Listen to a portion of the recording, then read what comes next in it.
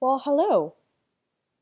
So, the topic of this episode is affirmative action, and the language in this episode is both English and Spanish. Yeah, we were ambitious, maybe a little over ambitious, and we decided to chat with two super interesting creatives at once because we saw some similarities in their work. But we didn't quite anticipate how the multiple time zones and languages spoken in this conversation would turn out. So, throughout this episode, you'll hear English and then Spanish, and then English, and it'll keep going back and forth. But if anything, I think this is a really good example of inclusive design in practice. It's progress, not perfection. Please enjoy.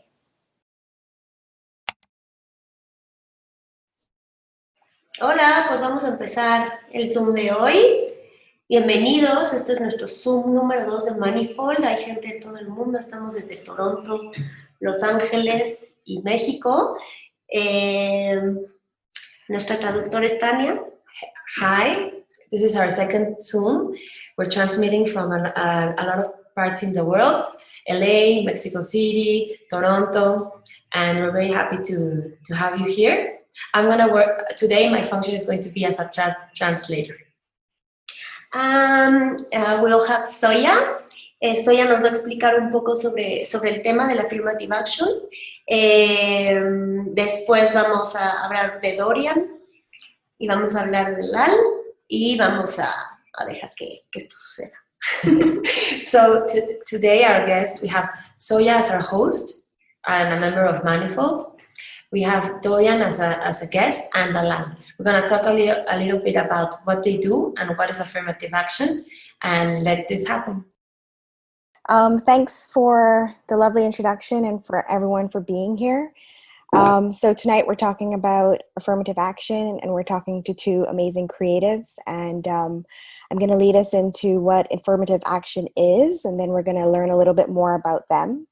So in talking about affirmative action, we're talking about the application of policies or actions aimed at favoring certain minority groups or those that have historically suffered discrimination with the main objective of seeking the balance of their living conditions for the general population. So for example, creating gender or sexual identity quotas in educational establishments or jobs. So we have Dalal. And Dalal is a user experience and transportation designer in LA.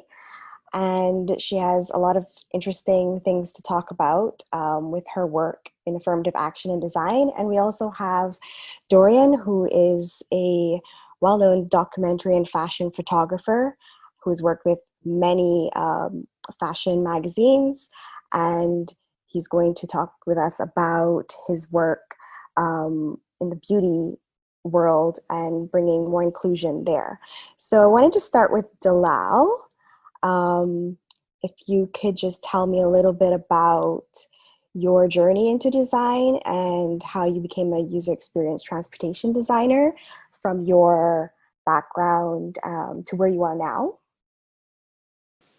Hi everyone, my name is Dalal. I am a user experience and transportation designer. I'm actually a graduate student still, so I haven't graduated from my master's program yet. I started my design education in 2013. That's when I began my undergrad in industrial design in Newark, New Jersey actually, so I only moved to LA about 2 years ago, I think. I began that originally wanting to be an architect actually. Then switching into industrial design. And luckily enough for me, being in a situation where my school was actually pretty diverse.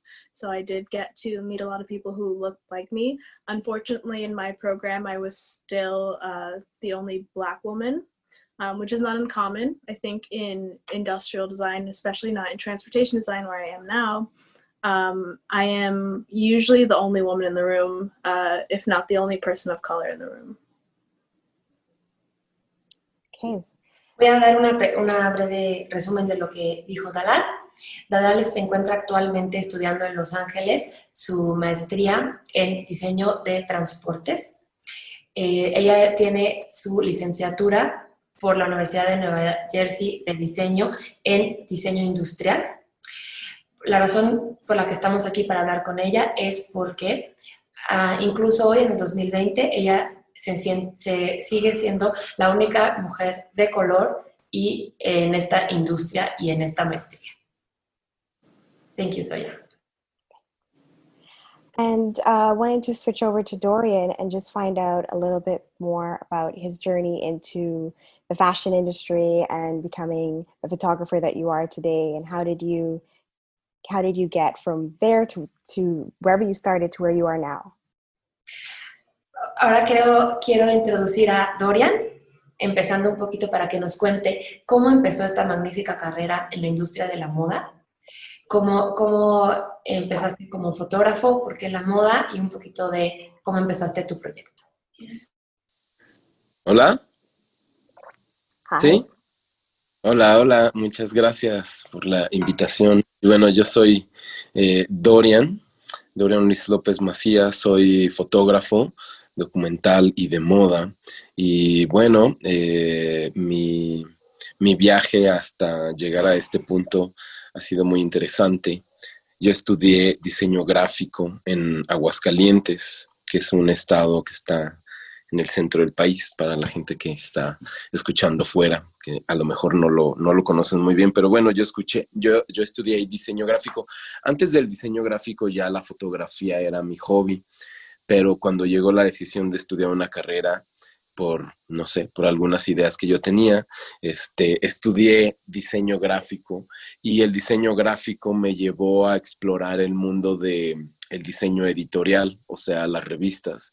Y de Aguascalientes me moví a la Ciudad de México después de buscar editoriales donde yo pudiera trabajar como diseñador gráfico. Llegué a las revistas de ciudad, que estaban muy de moda por ahí hace yo creo como unos 10 años, estamos hablando del 2005, 2006, más de 10 años, como 15 años más o menos estamos hablando.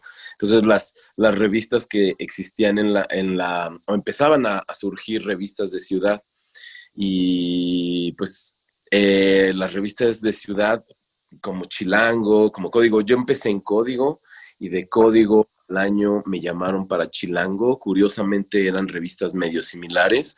Entonces yo estuve diseñando revistas de ciudad, conociendo la ciudad, también el editor de la revista, siendo yo diseñador, el editor de la revista ya de alguna forma veía mi ojo para tomar fotos y me mandaba a fiestas a retratar el estilo chilango.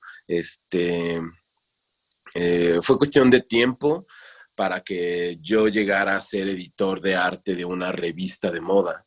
Cuando yo llegué a ser editor de arte de una revista de moda, que fue la revista Elle, yo ya la fotografía ya estaba siendo más una herramienta de expresión que un hobby. O sea, como que había venido acompañándome toda la vida la fotografía, y cuando yo empecé a desarrollarme profesionalmente como diseñador, la fotografía se volvió aún más aliado, y llegó el momento en el que llegué a las revistas de moda, y de las revistas de moda fue cuestión de tiempo para empezar a hacer foto de moda. Lo primero fue que un editor de arte, un editor creativo de una agencia, un gran amigo, me invitó a hacer la campaña de Jacquempot. Eso fue mi primer ejercicio de moda, que mucha gente seguramente conoce la marca. Es una marca que ha crecido mucho también. Y así fue como entré al mundo de la moda. Y en el mundo de la moda, bueno, además, paralelamente, como fotógrafo documental, yo venía documentando los rostros de México, el mestizaje que me fascina, la piel morena, y, o sea, paralelamente, mientras sucedía lo de moda, sucedía esto. Perdón, ¿puedo traducir hasta ahí? Porque sí. Quiero decirlo en dos, porque es muy importante la siguiente etapa. Sorry, I'm gonna stop. Sorry, I interrupted, Dorian. I wanna translate this first part and then the second, which is very important also. So Dorian is originally a graphic design. His background is on graphic design, originally from the state of Aguascalientes, which is situated in the center of our country, Mexico. Photography has always been his hobby and passion. But when he decided what career or what to study, he chose graphic design because of some ideas he had at the moment. After finalizing his undergraduate studies, he moved to Mexico City to try and find work as a graphic designer. When he was exploring the city, he came across editorial design and started exploring that world. In the world of editorial design, he started documenting photographies in the city that their main focus was exploring the city itself and the style it had. It was in 2005 and 2006 when this kind of magazine started. He started out in a famous magazine that is called Código, then went into Chilango, and in those magazines, what was asked more of him was to go to parties and portray the style of the Chilangos, that this mean the people, that this is a slang terminology for the people that we live in Mexico City. So he was asked to document all this style. It took a lot of time, 10 years, before he became the editorial director of Elle magazine. One of his first encounters with fashion photography was with the famous and recognized Jack and Pot brand that many people know. Perdón, sigue con la parte de tu emoción por la piel morena. Muy bien, muchas gracias por traducirme. Bueno, entonces les estaba contando que empecé a hacer foto de moda, pero paralelamente yo seguía siendo fotógrafo de calle, lo que se le conoce como fotógrafo de calle. Me gustaba mucho salir a la calle y en algún momento comencé a retratar, a pedirle a la gente que me dejara retratarlos en la calle. Porque siempre había vivido fascinado por la belleza que yo veía en las calles, hasta que pues llegó un momento que ya la cámara y yo dijimos, bueno, vamos a pedirle a la gente que nos deje retratarlos, y la gente, pues obviamente las reacciones eran de todo.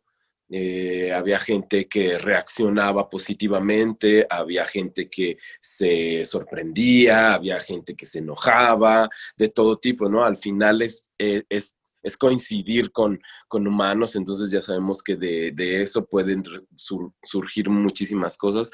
Entonces, pues así empecé yo a retratar gente que me topaba en la calle, que me llamaba la atención su belleza, y después de cierto tiempo me di cuenta que tenía ya un archivo muy grande de rostros que me fascinaban, y que esto se volvía un discurso político hacia el mexicano, un discurso de demostrarle al mexicano que es bello y demostrárselo con imágenes y demostrarle también, o sea, yo creo que poner la reflexión de lo que no estamos viendo o de lo que no hemos querido valorar o que no hemos sabido valorar.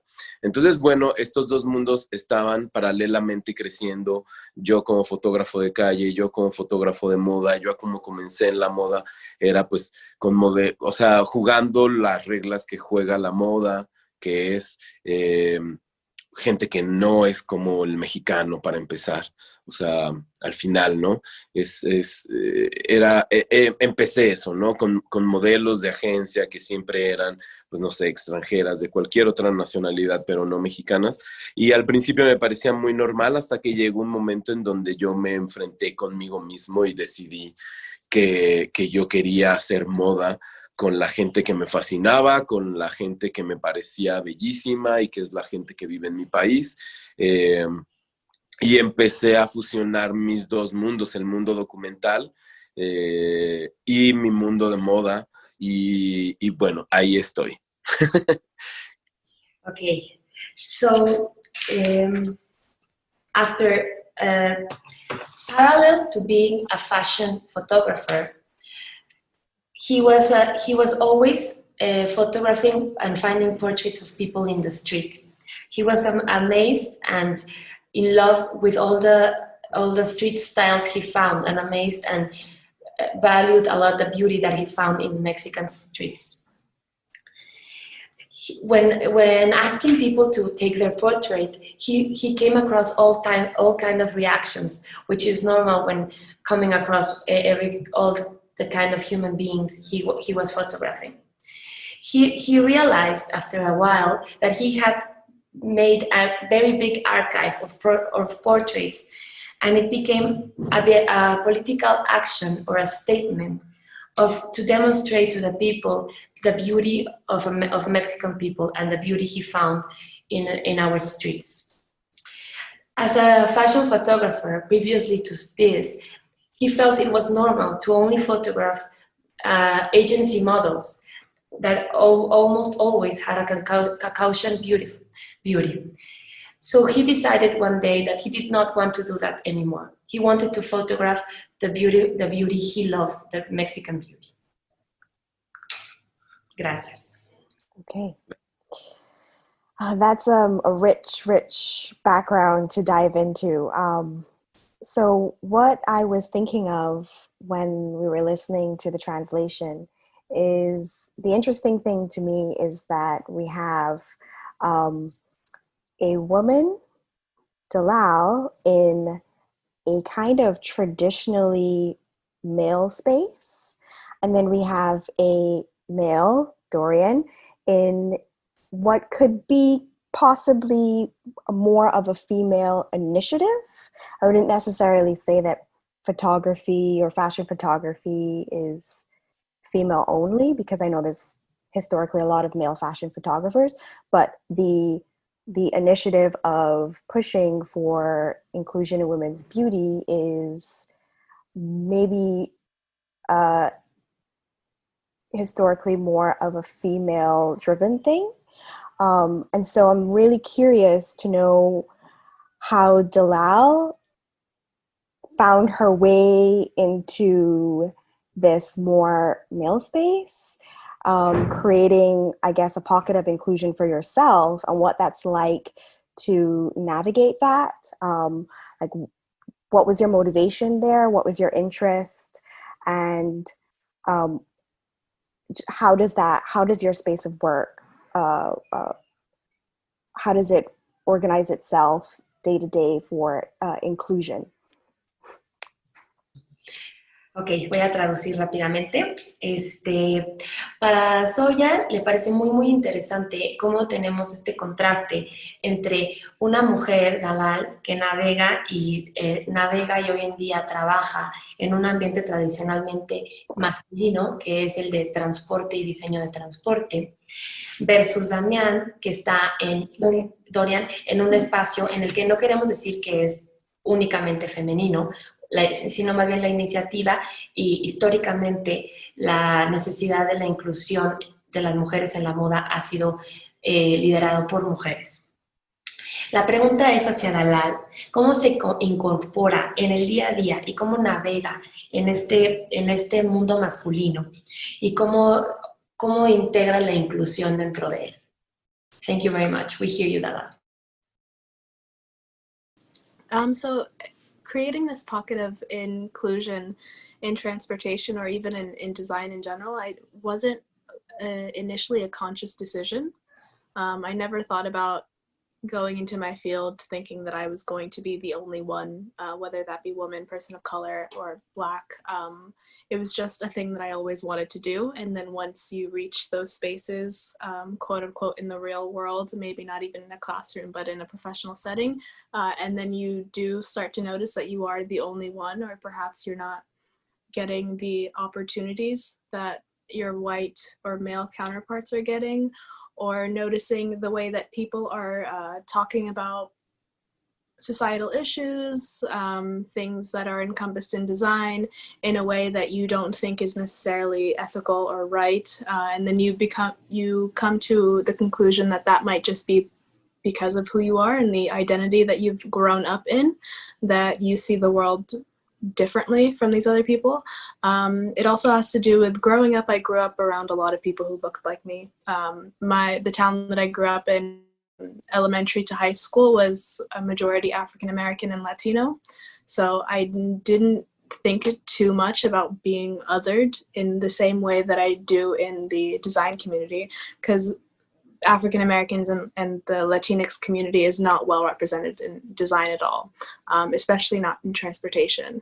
So coming into the transportation space after I've done 4 years of industrial design, being so hyper aware of my Blackness and my womanness, if you will, I came to transportation, and it seems as though we haven't even gotten over the hill of women in transportation design, or women in space, or women in STEM, that I don't even have the opportunity yet to face being Black in transportation. I feel like the first read is still, there's a woman here at this car studio, or there's a woman at this car meetup. And so first you have to get through those hurdles, and understanding that. And I think just honestly, the anger and the frustration of knowing that you have to work so much harder because you have to prove that you belong in that space. I think that's what really pushes me to want to create these pockets. Okay. Gracias, Dalal. Dalal nunca pensó que ella iba a encontrarse en esta situación en donde iba a ser la única mujer o la única mujer de color en el mundo de diseño de transporte. Ella escogió esta carrera simplemente porque le apasionaba.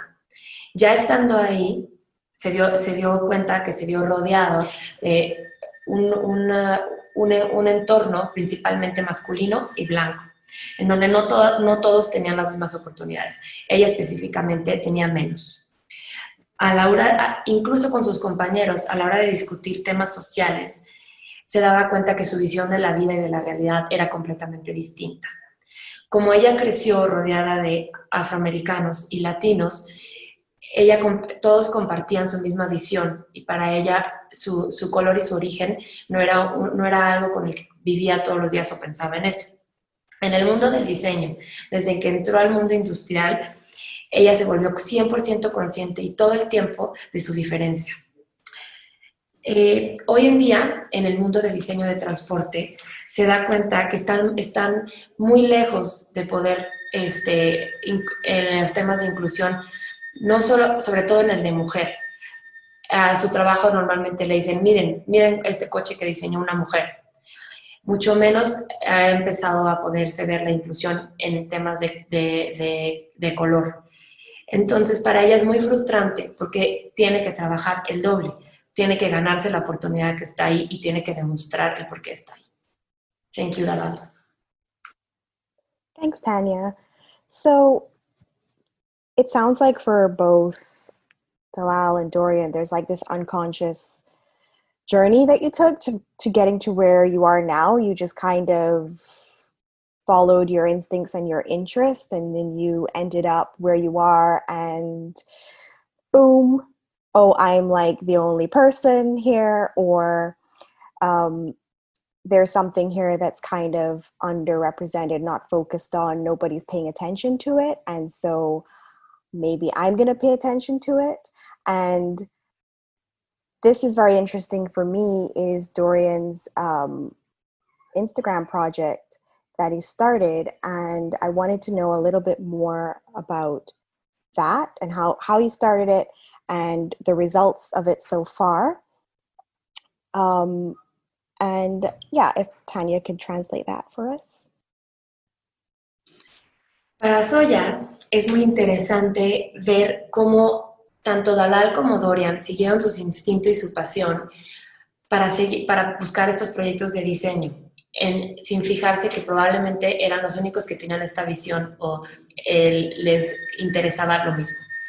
La pregunta ahora va para Dorian en el sentido de, hablando sobre tu proyecto de Instagram, ¿qué resultados has notado? Ya nos contaste un poco cómo empezó ¿qué resultados has notado el público cómo lo ha recibido y qué historia nos puedes contar de eso?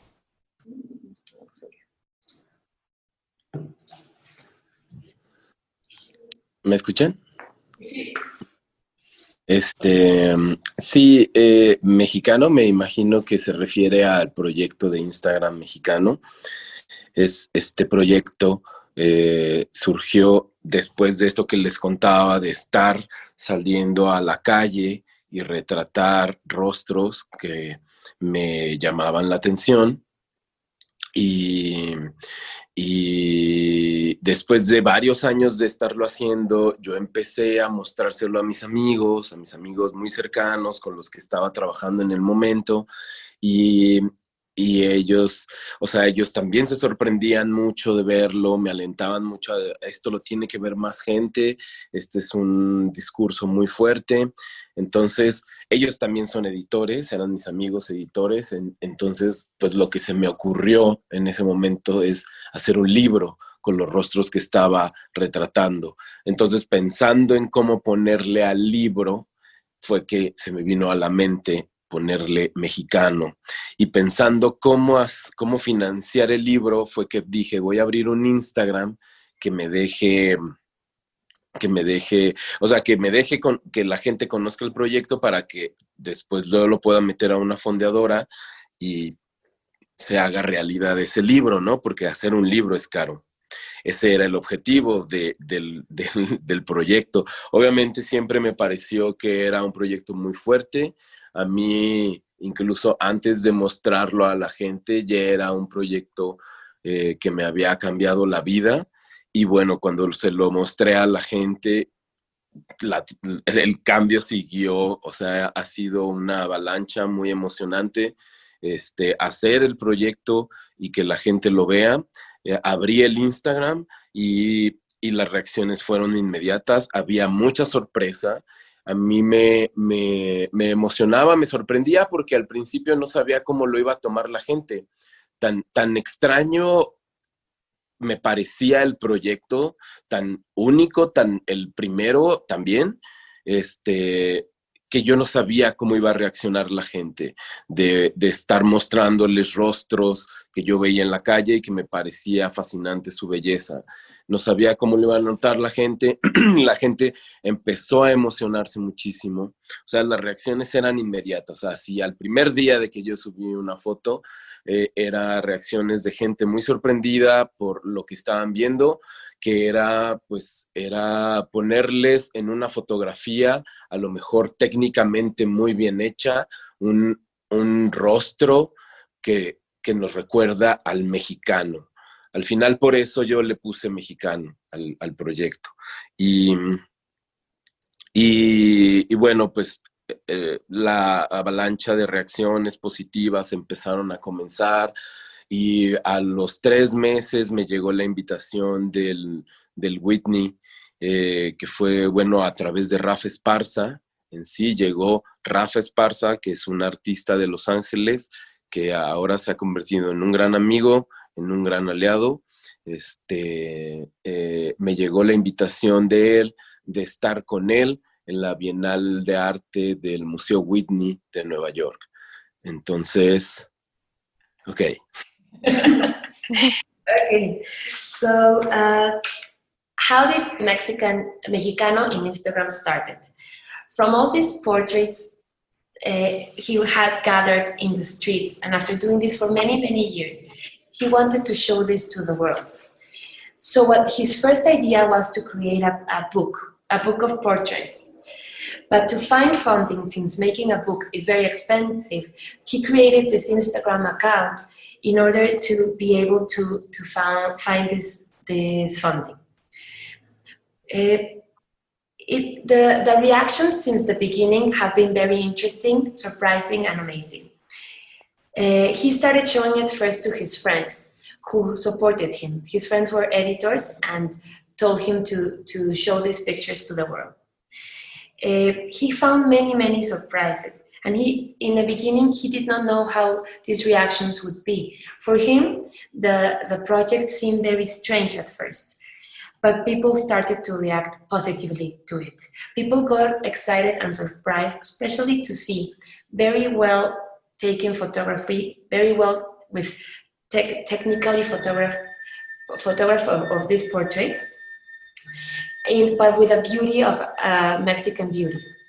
So three months after he started his Instagram account, he got invited to the Whitney Museum in New York for the Biennale of Art by his friend and ally, Rafa Esparza.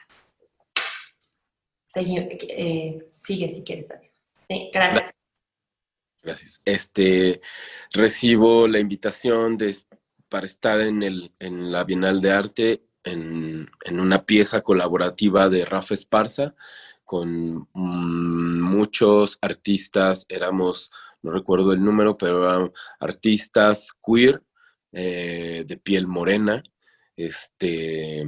y todos íbamos a estar dentro de una pieza de Rafa Esparza. Y pues llegó la Bienal de Arte y ahí fue cuando los medios voltearon a ver el proyecto de mexicano. O sea, al final era pues, un fotógrafo mexicano, está dentro de la Bienal de Arte del Whitney. La Bienal de Arte pues tiene su reputación y ahí fue cuando comenzaron a haber artículos, empezó a haber memes, empezó a haber pictolines y la cuenta se llenó de seguidores y muy, muy padre, mucha gente reflexionando con el tema, hacia el tema del racismo y el clasismo que hay en nuestro país a través de solamente ver rostros. O sea, lo único que yo hago es presentarles rostros, no les cuento nada más que la ubicación. Y de eso va el proyecto y las reacciones han sido fascinantes. Esto se ha empezado a mezclar con mi otra parte de la moda, lo cual también ha dado resultados sorprendentes. He llegado a revistas que no pensé llegar, pero justo fue el matrimonio de mis dos visiones, ¿no? La que ya tenía en la moda, junto con la que veía en la calle, la que hizo que mi trabajo fuera muy visible y que también se alzara la voz por la comunidad queer, por la comunidad mestiza de México, pero también empezando también, por otro lado, también la gente con privilegios reflexionando y dándose cuenta que sí es cierto, que es un problema del país, que hay que hablar de él, que hay que reflexionar y pues que sobre todo hay que pensar cómo se puede, cómo le podemos hacer, porque él lo trae en el ADN, es como el priismo. Son muchos vicios los que tenemos los mexicanos. Y pues bueno, creo que por ahí podría ser.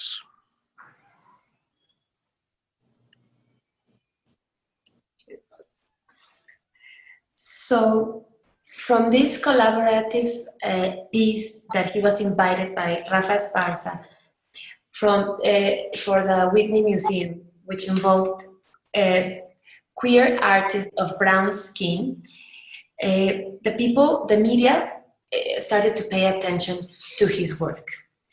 So the article started the pictolines and the memes, and he started to have more followers in the Instagram account. This became very nice because the people started reflecting about racism and classism. He did not say anything in his pictures. He just showed portraits and faces with the location of where the pictures were taken, and the people did the reflecting on themselves. With fashion, he started to merge the union between the fashion and the photographies he had been doing in the streets. And that's when he saw that this union created even more reflection. And he reached many magazines that he did not think he would be able to do this. One of the surprising and positive things was that the voice for queer people, for half-blood or mixed-race people, the Mexican people, started to happen. People of privilege started reflecting on these negative biases we have as Mexican people, on this racism and classism, that this has been going on since forever, like the PRI, which is this political party in Mexico that seems that these negative visions are in our blood. Gracias, thank you. Thanks. Okay, so that's super interesting. And what I was thinking is that's a beautiful example of arriving at this place of, oh, I've got to do this. Nobody's doing this work, and so I kind of have to take it on myself in a way. And it's a clearly looking at the Instagram of successful or blossoming example of a great social project. And what I wanted to loop back around to and talk with Dalal about is, considering that you're in the academic space still, and in many ways I see the academic space as, like, I think in the Western world we see the academic space as preparation for the real world projects in a way. And when it's not done in the educational space, then you get out into the real world and things can be like, wait, what is going on here? Where you are now and what you see in the academic space, like, what do you think can be done in your area of transportation design, whether it be in projects or initiatives or in conversations? What do you see can be done in the academic space to bring more inclusion to and diversity to your area, and maybe just to design in general?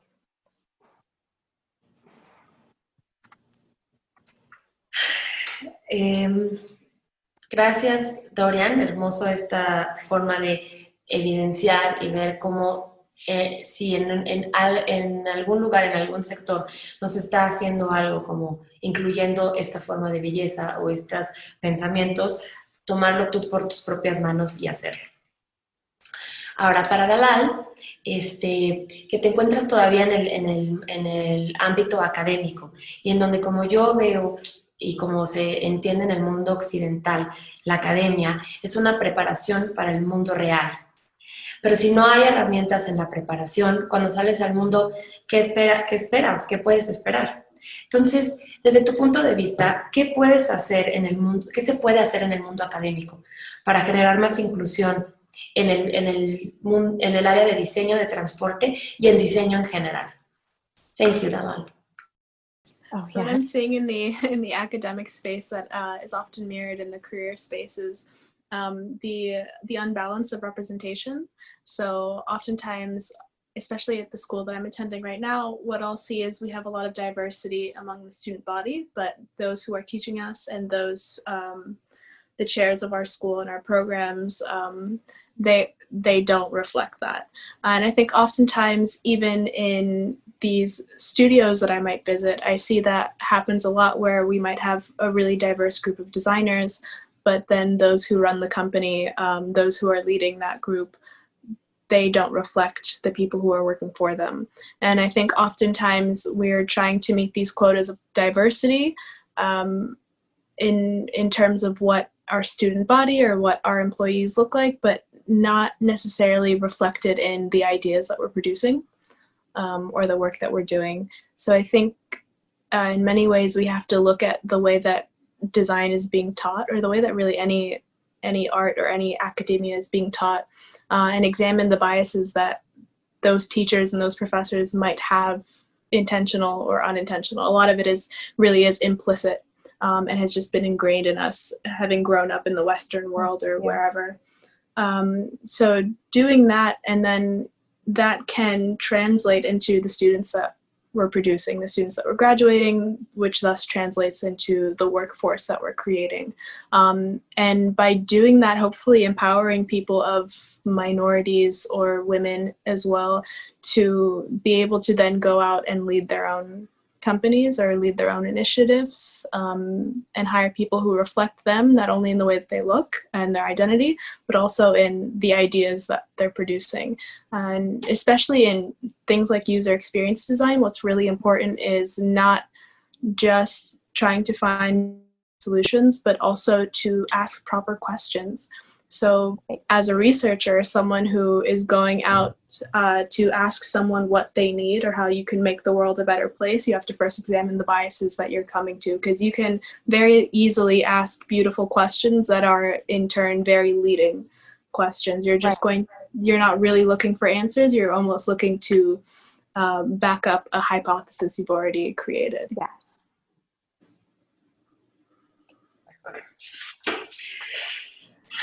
El desequilibrio se nota en las universidades y en el mundo académico. No tanto hoy en día en los estudiantes, en donde podemos ver que estudian minorías, pero sí en los maestros y en los puestos directivos de las universidades. Esto también se observa en los estudios de diseño, en donde se ve que los diseñadores o los que están contratados son podrían ser de diversas culturas, género, color, pero no los directivos de las empresas o de los estudios. También en lo que producimos y los mensajes que creamos no son inclusivos, no reflejan esta diversidad. Tenemos que analizar los puntos ciegos que existen en esta problemática para que esto se traduzca a los estudiantes, que los estudiantes de esta forma se empoderen las minorías, para que dejen estos puestos secundarios, se vuelvan en directivos y estos directivos contraten gente diversa y que creen en sus prototipos, en sus diseños, estos mensajes de inclusión. Para esto hay que hacer las preguntas correctas, no solamente buscar las respuestas a una hipótesis ya predeterminada. Las preguntas correctas sin miedo a las respuestas. Gracias. Thank you. Thanks, Tanya.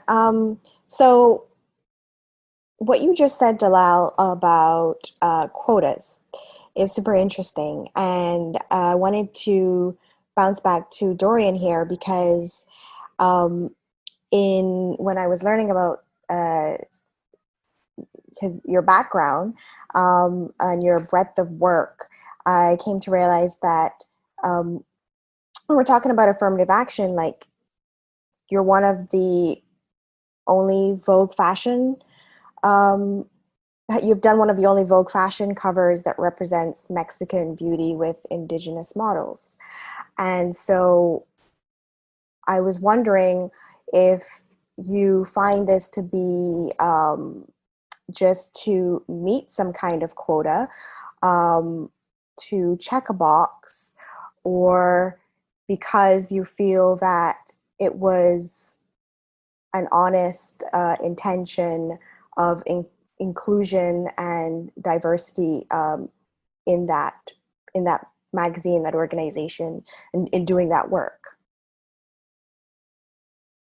Para esto quiere traducir Monse Castera. Dorian, la pregunta es, sabemos que has hecho sobre todo trabajos muy grandes este año, como por ejemplo la portada de Vogue, que es una portada histórica porque es la primera portada con una modelo indígena en Vogue en el mundo. Entonces la pregunta es, ¿cuáles son los cambios que crees que esto está generando?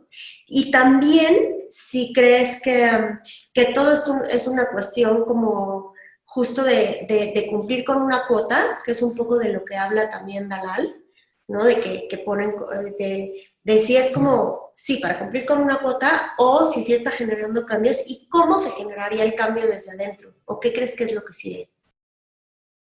No, silencia. ¿Me escuchó? ¿Ya? Listo. Gracias. Sí creo que hablando en general del mundo de la moda, sí hay medios para los que este cambio ¿cómo se le puede decir? Como de este cambio de dirección, el de voltear a ver hacia el mexicano, sí puede haber revistas que lo estén haciendo, por supuesto, por, porque por estar a la moda o como dicen, por hacer check a una casilla, por sumarse al tema de la inclusión. Seguramente sí. En el caso de la portada de Vogue, para mí es súper interesante porque ya llevo tiempo colaborando con las editoras de Vogue, en especial con Valentina y con Carla. Y siendo muy franco, desde el principio han sido me han dejado ser muy libre, como que han llegado a decirme, Dorian, ¿qué quieres hacer? ¿Hacia dónde vamos? Y para esta historia de portada, la cosa fue exactamente igual. Recibí una llamada preguntándome qué tenía ganas de hacer. Yo no había hecho el ejercicio de hacer retratos a distancia. Y eso fue lo que se me ocurrió proponerles. Les dije, no he hecho retratos a distancia, déjenme hacerles unos retratos a distancia y mi idea inicial era pues aprovechar que como iba a ser un retrato hecho por videollamada, yo podía hacer la llamada a cualquier lugar del país y podía hacerlo a cualquier lado en realidad.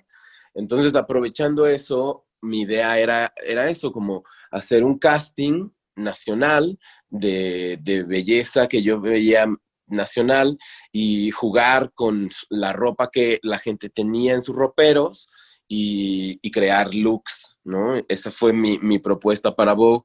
Me dijeron que lo hiciera. Originalmente iba a ser solo un retrato. La misión era solo hacer un retrato.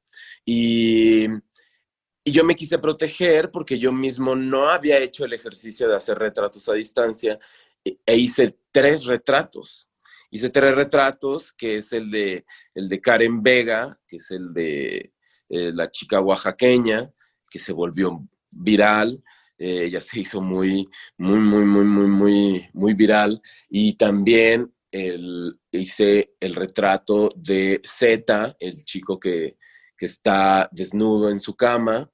Y también hice el retrato, ya no me acuerdo qué otro, pero bueno, al fin y al cabo, presenté 3 retratos y cuando lo vio la editora, ¿vale? Me dijo, esto va para portada, puedes hacer más retratos. Me dieron muy pocos días, pero bueno, me las ingenié y busqué más personas, se completó un portafolio grande de rostros y de personalidades y de regiones del país, y eso fue lo que yo entregué a Vogue. Ellas realmente no me dijeron nunca nada, o sea, yo sentí mucha libertad, muchísima libertad. Yo entregué lo que en realidad yo vengo haciendo con la moda desde hace mucho tiempo, que es usar al mexicano como modelo y jugar a la moda como se juega con los modelos. Y eso fue lo que hice, pero lo hice con videollamada. Y pues resultó que una de esas videollamadas fue Karen Vega y detonó otra vez la discusión acerca de la inclusión, del racismo. Pues al final, pues muy bien. Yo considero que es muy importante reflexionar, o sea,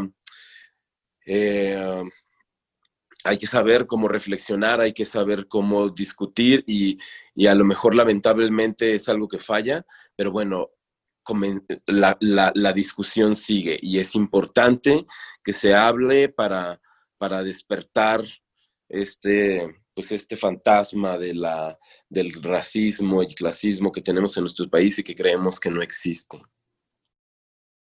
So for the Vogue magazine, talking about fashion, there is a space for this change of direction. There can be some people that are doing it just to be on board of the conversation or just to play a check. In the topic of the Vogue magazine, this is a very interesting topic. I have been collaborated with the editors Valentina and Carla for a while. I feel it is very honest where they come from. They have always given me freedom. They always ask me, what do you want to do? Where are we going now? For this book cover, it was a very fun project. I received a phone call where they asked me, what do you want to do? So I decided to experiment with this photography from a distance, or a portrait from a distance. This would be with the tool of a Zoom phone call or a video call to take a portrait. So my first idea, since it was going to be a call, I was going to be able to do this national-wide. So I started doing a casting and playing around with this idea. So I played with what the people or the individuals had in their closets, what clothes they had, and starting to play with looks that we could work with. Originally, it was going to be only one portrait. But since I had never done this technique before, to protect myself, I did 3. In this phone calls and in this casting, Karen Vega was there. This Mexican Oaxaqueña girl that became later viral. Also, Zeta was there, the guy I photographed naked in his bed. So I prepared these 3 photographies. And when Vale saw them, she said, this is a cover material. And he asked me to do more, with little time. So this was hard, but I did it. It was very interesting because it became portraits of many places around the world, around our country, with many sort of clothes. I delivered what I have already been doing. I used Mexican models and play around with their look as we play around normally with any kind of model. It was by chance that Karen Vega was there.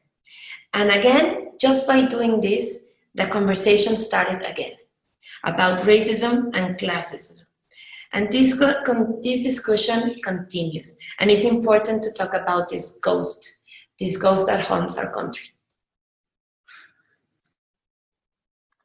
Thanks, Tanya. I was thinking about what Dorian was saying and what Dalal was saying, and seeing this journey of 2 people unconsciously journeying to where they are now in spaces that are not historically represented by people who look like them.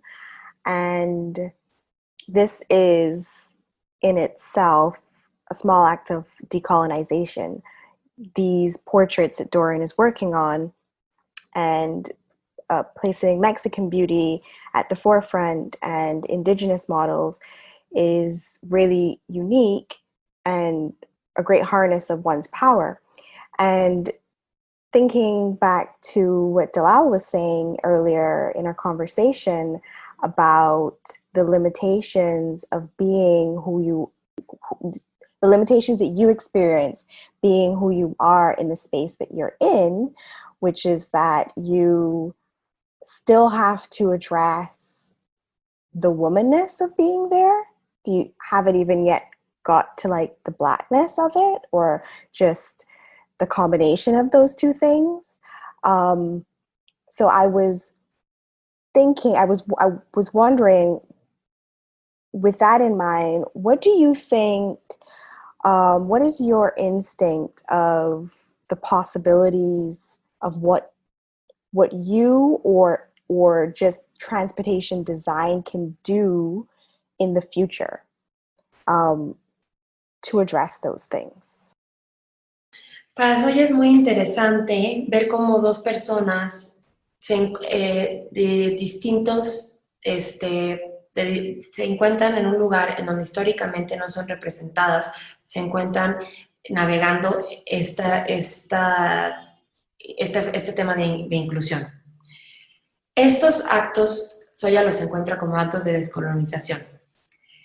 Pensando en lo que decía Dalal, en cómo las limitaciones con las que ella se ha encontrado desde el lugar en donde, de diseño donde ella se encuentra, en donde no ha podido ni siquiera enfrentar la desigualdad por el color de su piel, sino empieza a enfrentarse con lo de ser una mujer.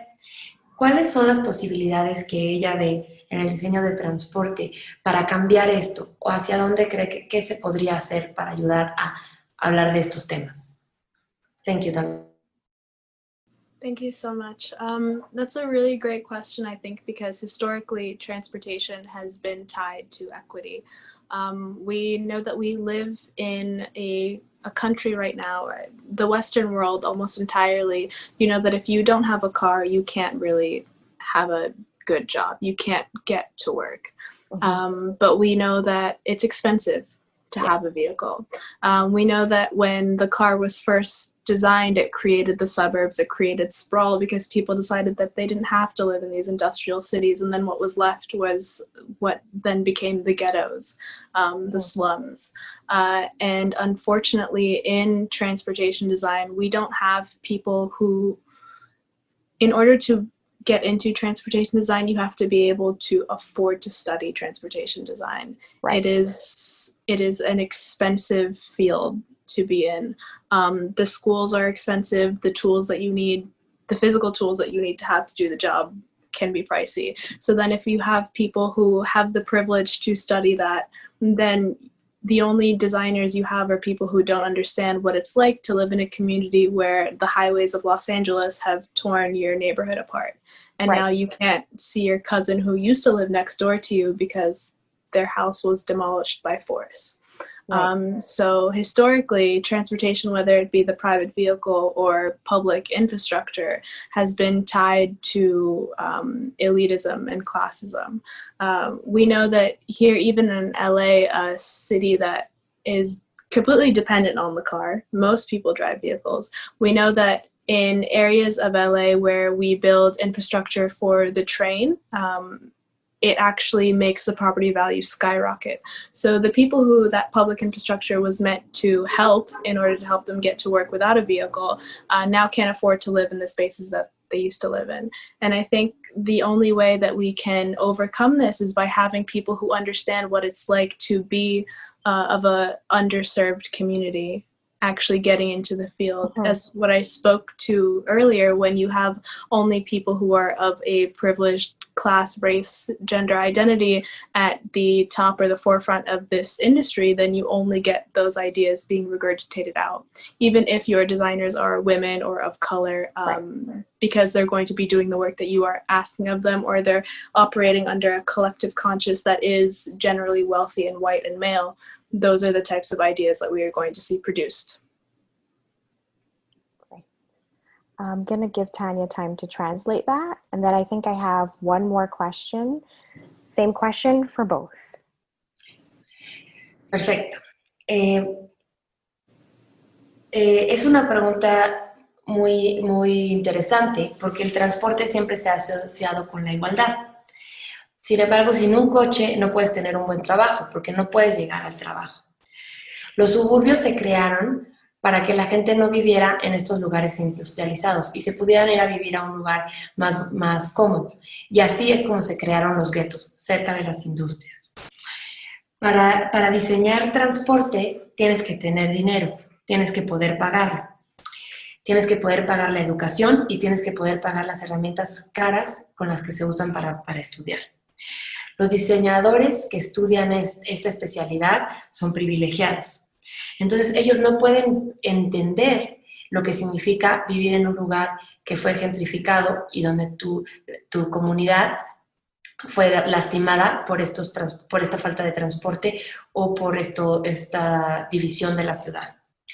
El diseño de transporte público por esto se vuelve clasista, porque los directivos o los tomadores de decisión no viven en los lugares en donde más se necesita transporte. Se puede observar en Los Ángeles. En Los Ángeles todos dependemos de coche para llegar a todos lados. Los lugares o los barrios en donde se creó el tren para tener acceso al tren se volvieron más caros. Entonces, la gente que no puede pagar un coche tampoco tiene acceso al tren porque no puede vivir en estos lugares. Se necesita traer a gente de estas comunidades para diseñar transporte, para poder hablar de esta inclusión. Se necesita una conciencia colectiva que no sea necesariamente blanca y masculina para entender esta área de oportunidad en el mundo del diseño de transporte. Thank you. Thanks, Tanya. So I think my final question is going to be the same question for both of you, and you can just speak to it to your specific industry experiences and so forth. And so the question is, okay, you're a creative, which means that you have a vision of some kind. So if you had all the inclusive and diversity power in the world bestowed onto you, based on what you see missing in your industry, what is that one change that you would implement right away?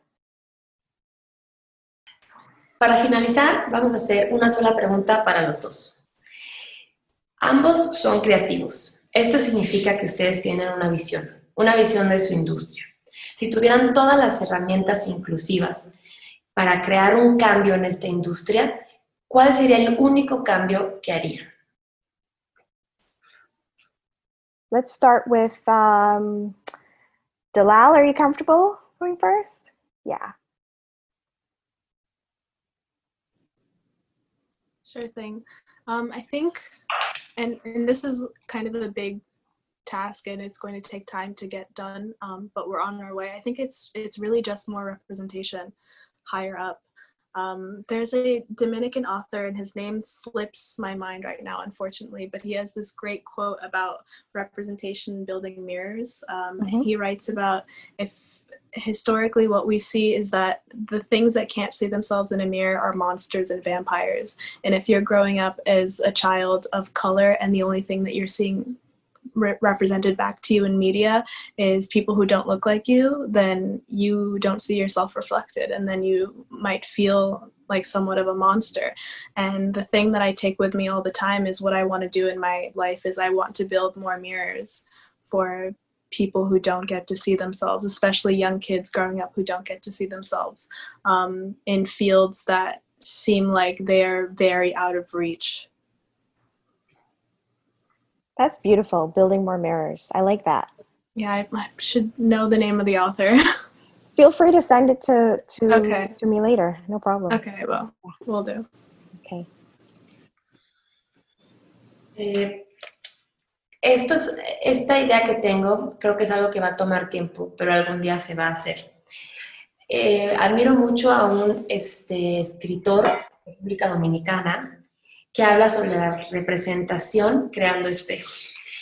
Y tiene una frase que dice algo así como que los que no se pueden ver en los espejos normalmente son vampiros o monstruos.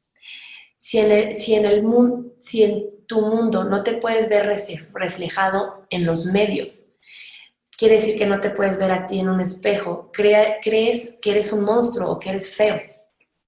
Entonces eso es lo que yo quiero hacer, crear más espejos para que la gente se pueda ver reflejada, especialmente para los niños.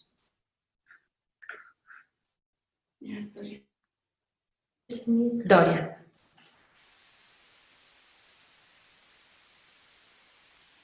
Do we need to repeat the original question? Hola. No. Okay. Sí, igual pienso que es un largo camino que le queda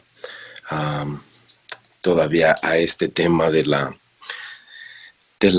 integración, de la justicia, todavía es un largo camino el que queda, pero bueno, un poco la pregunta es más o menos es una especie de fantasía, ¿no? es una fantasía, la veo como medio pedir un sueño y pues creo que más bien mi respuesta es un poco cursi o muy, muy cursi.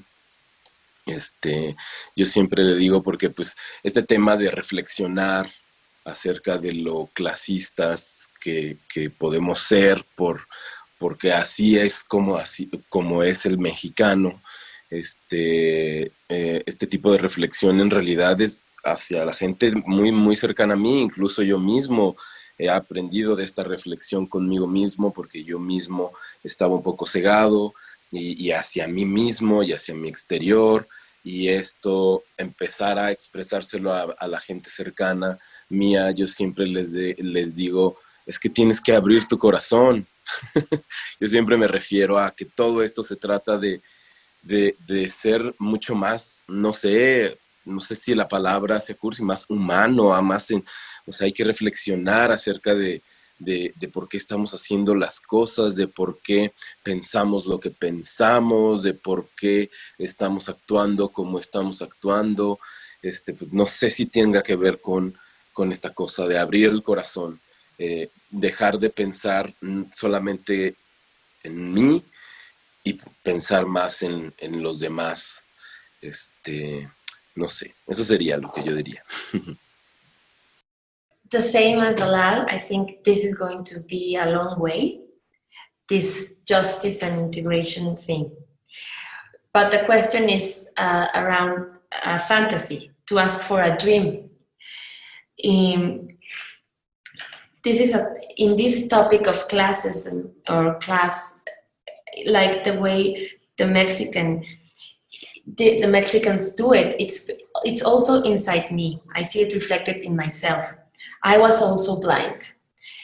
I expressed this thought to the people near me, and it might be very cheesy or something cheesy, yes, but I always say, open your heart, be more human, reflect on why do we do this, why do we think in this way. Open your heart again, and don't think, and I say to myself, don't think only on you or on me, and think more about others. Thanks, Tanya. That's really beautiful. Building more mirrors and opening your heart. That's like the theme here. So I think that we've covered a lot and we've gone pretty in depth, and we have used all of Tanya's translation skills. So thanks so much, Dalal and Dorian, for attending tonight and being our guests and for sharing your stories with us. You both have like incredible work that you're doing, and being in spaces and doing things that just existing there is kind of a radical act in itself. And we're very appreciative of your time, and we're very appreciative of everyone who attended tonight to support us.